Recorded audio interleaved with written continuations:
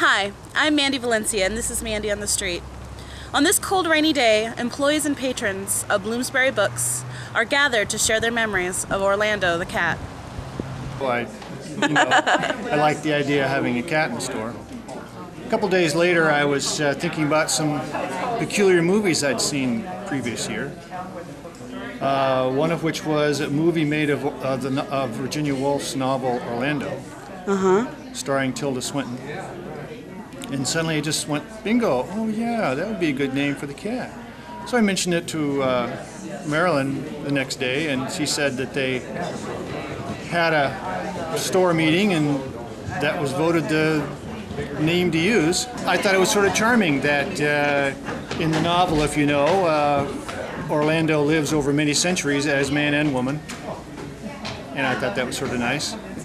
He was such a sweet guy, kind of androgynous in a way. He was a noble fellow, and Orlando really helped me through when my cat, who was 19, Romeo, got diagnosed, and right before our wedding, and then died. We put off our honeymoon, and he stayed with us another 5 weeks. But I used to come in and chat with Orlando about it a lot, and then when Romeo died, he was my go-to guy. I would come here and talk to him often and lay down on the floor with him, and he was adored. And so the people that are close to him now probably feel a lot like I did about Romeo. So my heart out to all of them. When the dog psychic lady came into the store, she came in with her dog, and she said, and Orlando started getting very agitated, and she went over to Orlando and she said, "It's okay, Orlando. This is Butch," or whatever the dog's name was, and he really appreciates being able to come into your space, and we thank you, and he's not going to hurt you, and he's very happy to be in your place. And Orlando just became this wet noodle. He just went, I mean, he had been just like this before, so it was very funny. Well, one of the things that I remember about him in his younger years was that he was kind of an editor. He would get on the new fiction table and just push things off the edge, you know, and make himself a little nest in the middle, whatever. And so, 2 paws up or 2 paws down. Orlando, I don't know any other cat that's going to be able to take his place. We just can't see that at this point. Unless one mysteriously just comes strolling in and flops No, too soon to even think. Well, people keep calling and saying, "Oh, I know about a cat." And I said, "No, please don't. Yeah, let's give it some time. Yeah. Just unfolds. Yeah. No, I had a long-haired cat for years, and she also got these mats on her. And I would try to cut them off, and you know, I was afraid I was going to cut her, and so one day I just called the Bark Avenue, I think. I just called them up, and she said, "Hello, Bark Avenue." I said, "Can you shave my cat's butt?"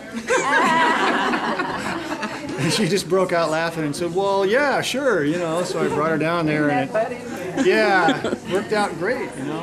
So one time I brought my cat in to see Orlando, and I thought Orlando would really, you know, be the same way. He was the opposite. Oh no, he hated other cats.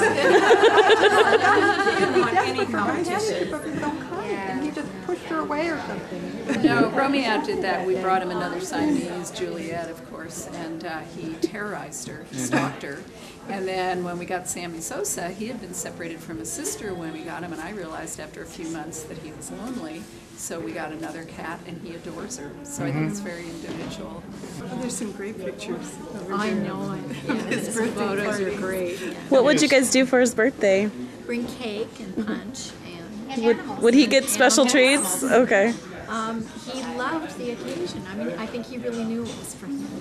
he always accepted it graciously too. He did, yeah. I remember the first one that we had the cake up here on this table, a little stool for him, and he sat on that stool, and I read the cards that people had sent him, birthday cards, and he just looked like it was, he knew it was for him. What was happening? Yeah, he did know, I'm sure. Do you guys have any special plans for his ashes? Marilyn who lives in the country, and they have buried several cats in her on their grounds, and we're going to see them go out there and have a spot for him. It's under an apple tree up in the hills with a view of Grizzly, and not that he probably cares at that point, but we do. Oh, yeah, Having yeah. a good snooze. Yeah. Yeah. He'd be missing his heat lamp.